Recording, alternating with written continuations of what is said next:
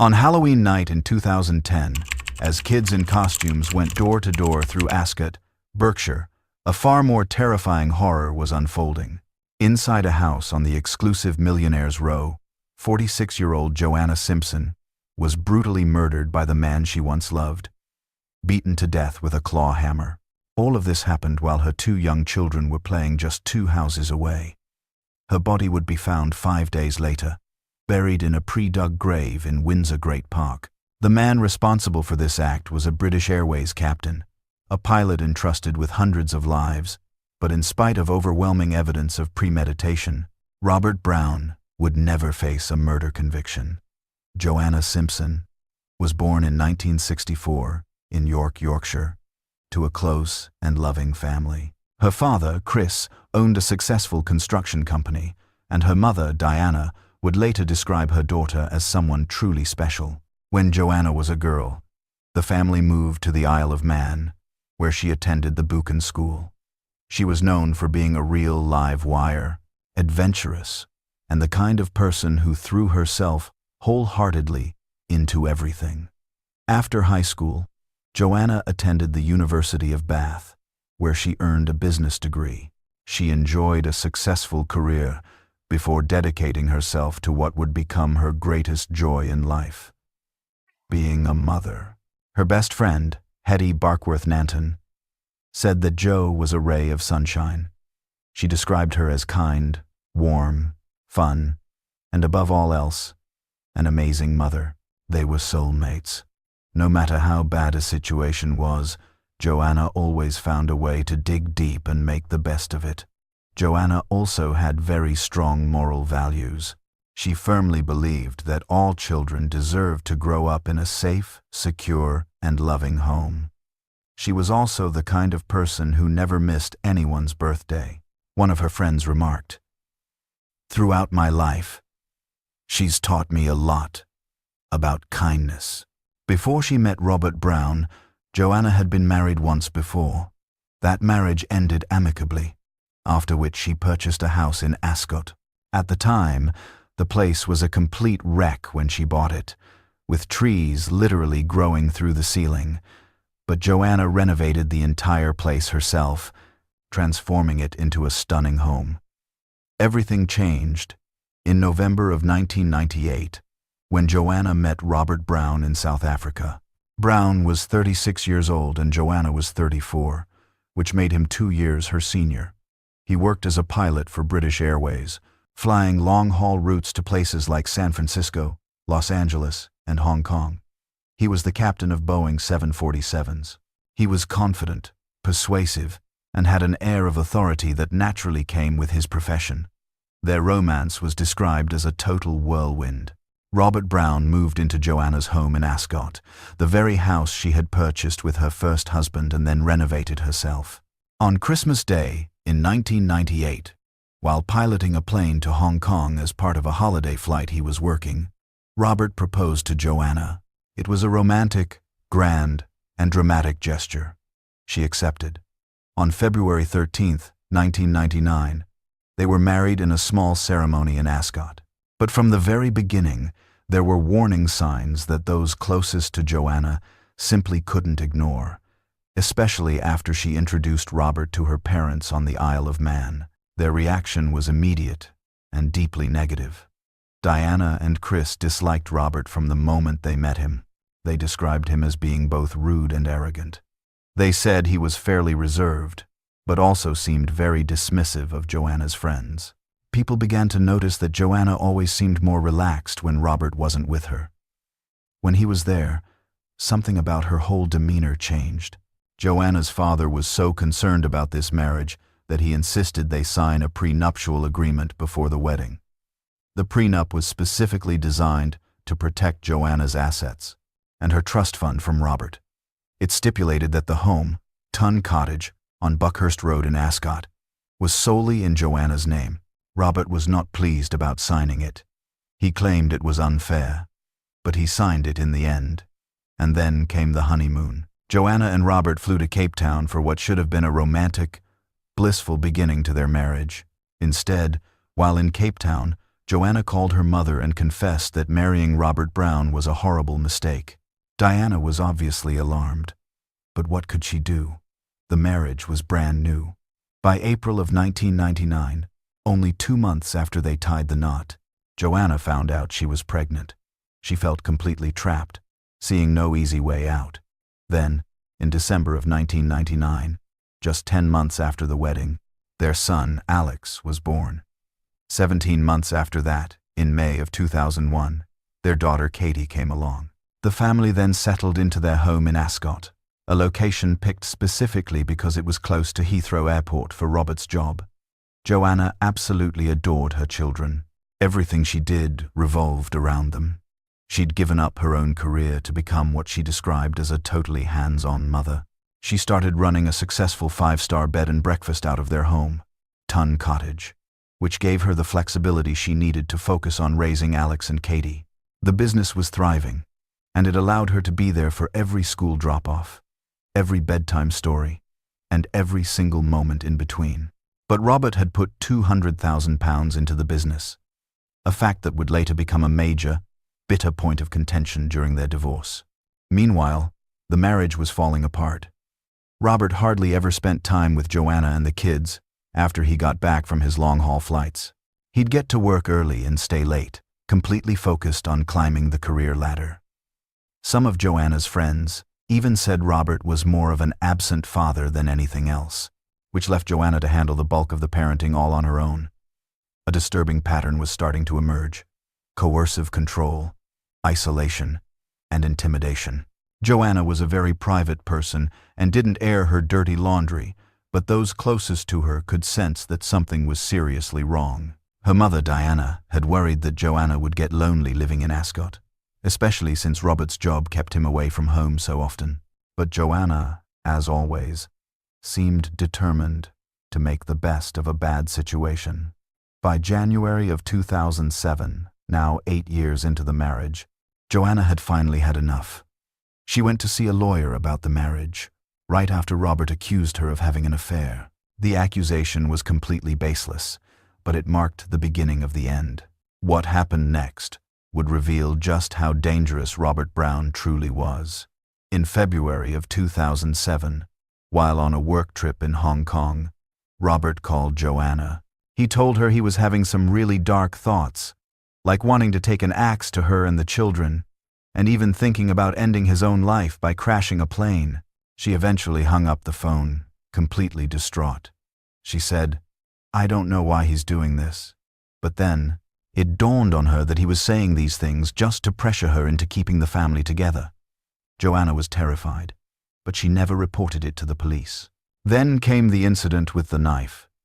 It was sometime in July or August of 2007, and it would be the most serious assault before the final, fatal act. Joanna got home around 10 p.m., with Alex and Katie in tow. Robert was the one who put the children to bed.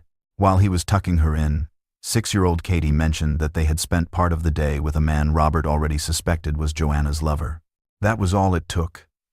Robert's jealousy and rage exploded. He stormed into the kitchen of Tun Cottage and confronted Joanna without any warning.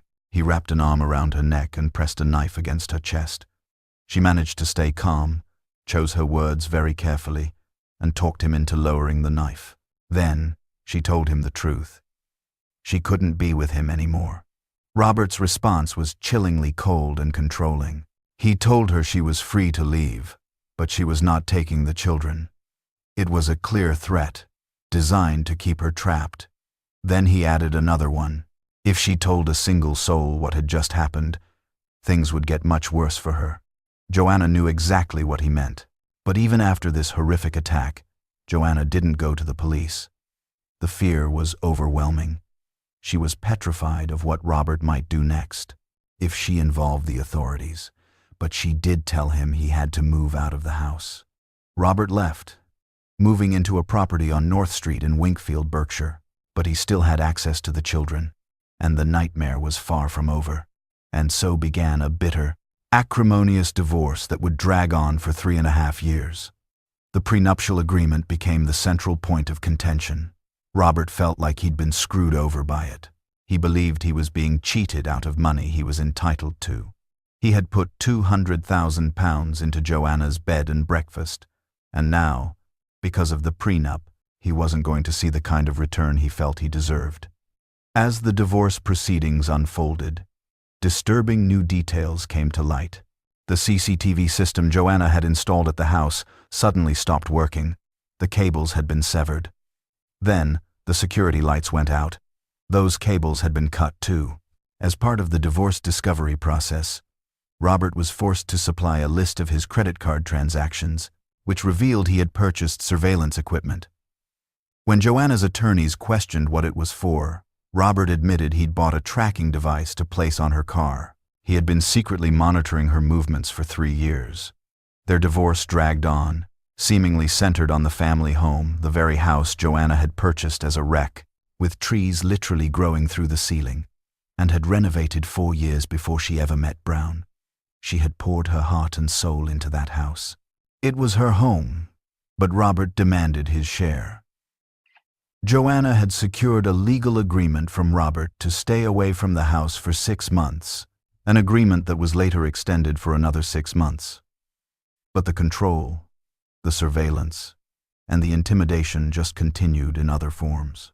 Her friend, Hetty Barkwith Nanton, would later recall, "I spoke to Jo an hour before she was killed, and she was really down."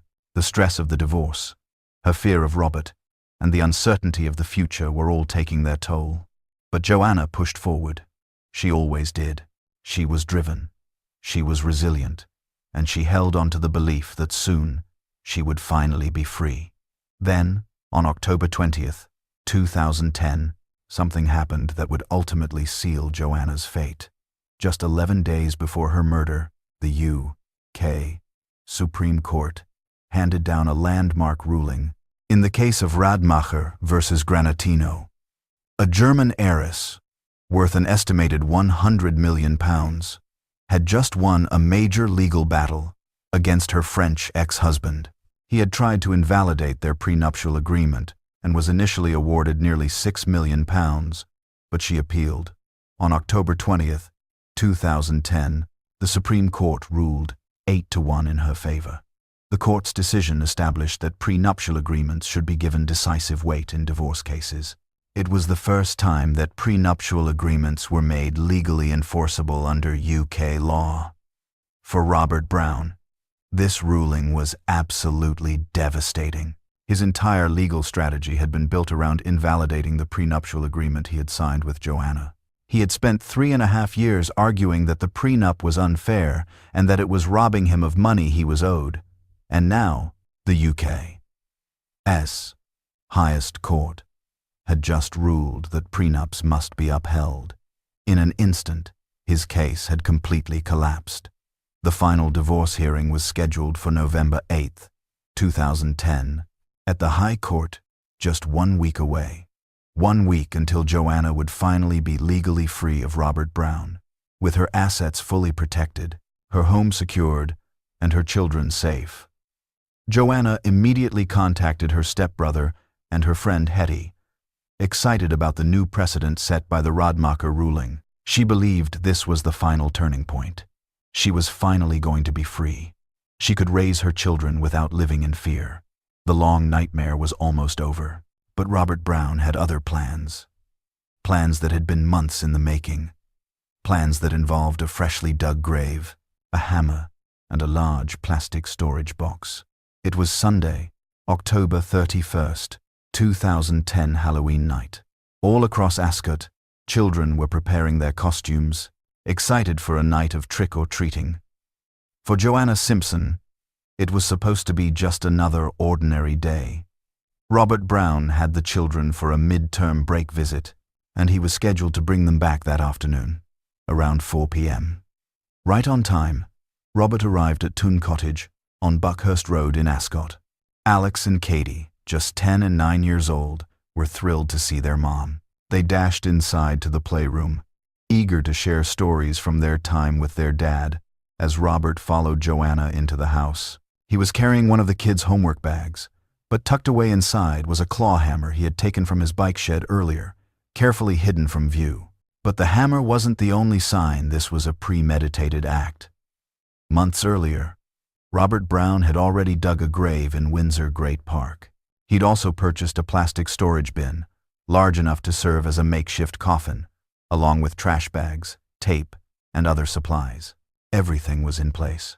Soon, Joanna and Robert started to argue. While the exact words they exchanged will likely never be known, Robert would later claim the fight was about medication. It was a flimsy excuse the judge would later throw out entirely. Meanwhile, the children were in the playroom, just 2 doors down from the master bedroom, where the argument was escalating. They were playing, completely unaware that their lives were about to be shattered forever. Then, Robert attacked. He struck Joanna with the claw hammer over and over and over, 14 times in all. Each blow landed with brutal force. Joanna had defensive wounds on her arms and hands, clear evidence she had tried to fight him off. She had desperately tried to protect herself, but Robert stood 6 feet, 5 inches tall, physically overpowering her and armed with a deadly weapon. She never stood a chance. As she lay dying, her 9-year-old daughter, Katie, heard the commotion from the playroom. Katie couldn't make out what the sounds were, but she knew something was terribly wrong the moment Robert emerged from the bedroom. Katie then asked a question that would become damning evidence in court. She asked her father if he was going to call an ambulance. He never did. The judge would later state, without a doubt, that Robert Brown never had any intention of calling for help. Instead, Robert wrapped Joanna's body in plastic sheeting. He placed her in the trunk of his car, and Katie saw him do it. Unwell, and had to go to the hospital. The children believed him. What other choice did they have? Just 20 minutes after the attack, at around 4:20 p.m., Robert returned to his home on North Street in Winkfield, with Alex and Katie in tow. Joanna's body was still in the trunk. He took the children inside. They were confused and worried, but still trusted their father. Robert then drove to Windsor Great Park, to the very grave he had prepared months before. There, he buried Joanna in the pre-dug hole, sealed inside the makeshift coffin. He covered her with dirt, hid the spade he'd used nearby, and got rid of the home's CCTV unit and the hammer, burying those items in separate locations within the park. Later that evening, Robert dropped Alex and Katie off to stay with his girlfriend Stephanie, telling her nothing about what he had just done. But Stephanie sensed something was deeply wrong. Robert seemed off, distracted, maybe even flustered. Her concern grew, and she reached out to Robert's parents in Scotland. Robert's brother, Kenneth, also called him to check in, but Robert revealed nothing. As Halloween night unfolded, children went door to door, collecting candy, laughing, and celebrating, all while no one knew where Joanna Simpson was. At around 5 o'clock in the morning on Monday, November 1st, Stephanie saw Robert again when he returned home from burying Joanna's body. He appeared eerily calm and collected, as if nothing had happened at all. But Stephanie's worries from the night before hadn't vanished. She had already been in contact with Robert's family, and they were worried too. By 7 a.m., Kenneth, Robert's brother, made a call to the police. He reported that he was worried about Joanna. Something felt wrong, and he couldn't get a hold of her, and Robert's behavior had been bizarre. At 8 a.m., Robert himself placed a call to the police, a calculated move designed to make him look cooperative. He was reporting a domestic incident with Joanna. "Hello, Transit Police. To help speaking." "Yeah, hello, I'd like to make an appointment to come in regarding an incident for domestic issues." "Is it your girlfriend?" "My ex-wife." "Right, and neither of you are harmed at all, are you?" "Well, one person is." "Okay. Is that person seeking any medical attention? Do you know if they need it?" No.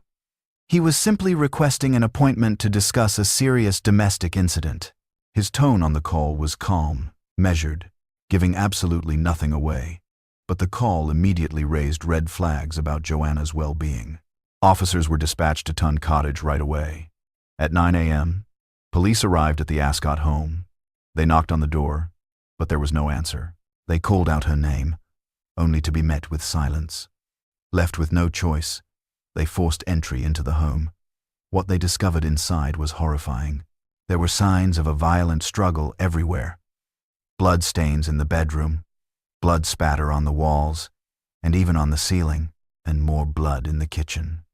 Crime scene investigators would later describe it as one of the most brutal scenes they had ever encountered. But Joanna wasn't there. Her body was gone. Her phone, her purse, and her car were all accounted for.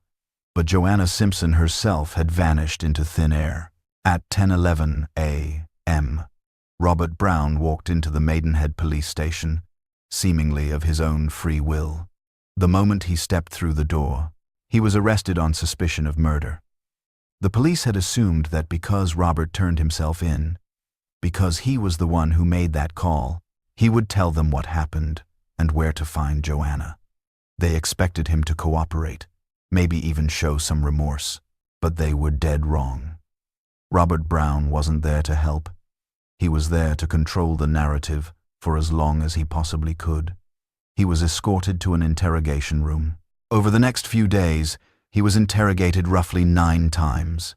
In every single session, his answer was the same: no comment. He flat out refused to answer any questions. He offered zero help with the missing person investigation. "Robert, tell us everything you know about Joanna's whereabouts." No comment. "But you've continued to want to speak to the police and come to the station, is that right?" No comment. Instead, on the rare occasions he did speak, he painted himself as the victim of a bitter divorce. He blamed the prenuptial agreement for all their problems, depicting Joanna as controlling, wealthy, and vindictive. The detectives saw right through his act. To them, the prenup wasn't a defense. It was a potential motive for murder. Days passed. An extensive search was launched across the local area. Police officers, K9 units, and helicopters scoured the landscape, while volunteers from the community joined the desperate effort. But there was still no sign of Joanna. Her family was beside themselves with worry, especially her mother, Diana Parks, who was desperate, frantic, and terrified. Where was her daughter? Could she still be alive? What had Robert done to her? Meanwhile, Robert refused to cooperate. He wouldn't tell the police where they could find Joanna's body. He just sat in his cell, silent, calculating and waiting. Then, on November 3rd, at around 4 in the afternoon, there was a break in the case. Investigators presented Robert with photographs of the blood-soaked crime scene at Joanna's home. The evidence was overwhelming. After a discussion with his attorney, Robert finally agreed to make a statement. It was a single page.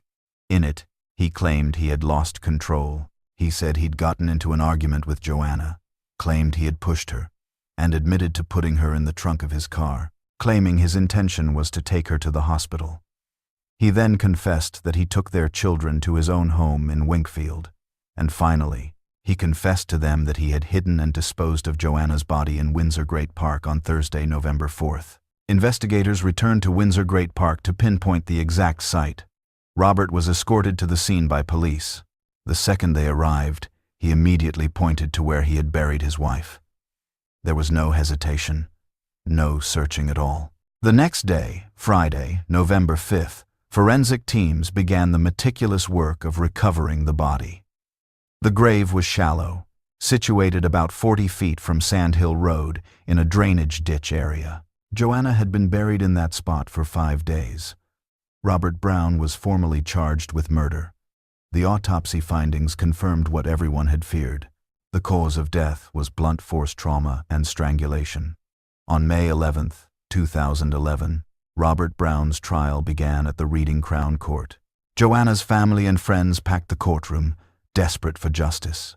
More than 20 had come forward as witnesses to speak on Joanna's behalf. They were certain there was no way he'd get away with it. But Robert Brown pleaded not guilty to murder.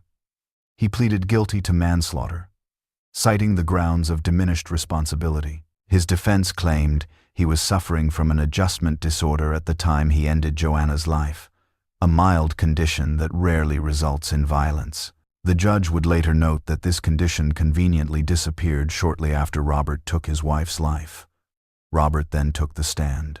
He described Joanna as a scheming, spoiled rich kid. He claimed he had been driven to do it by years of her accusations. He admitted to hiding the hammer in his daughter's school bag but gave no explanation as to why when he was asked about the attack. He claimed he couldn't remember what happened.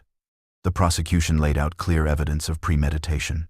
The grave was dug months ahead of time, the hammer hidden in the child's bag, the plastic box ready to serve as a coffin, 14 blows with the intent to kill. No ambulance was called, despite his daughter's pleas, and he took extensive steps to cover his tracks. One critical piece of evidence was never presented to the jury. It was Katie's statement to the police. "They got into a fight," she said. "Dad put Mom in the car and said he had hurt her. He said he was taking Mom to the hospital." Katie had heard the thud. She had watched her father put her mother in the car.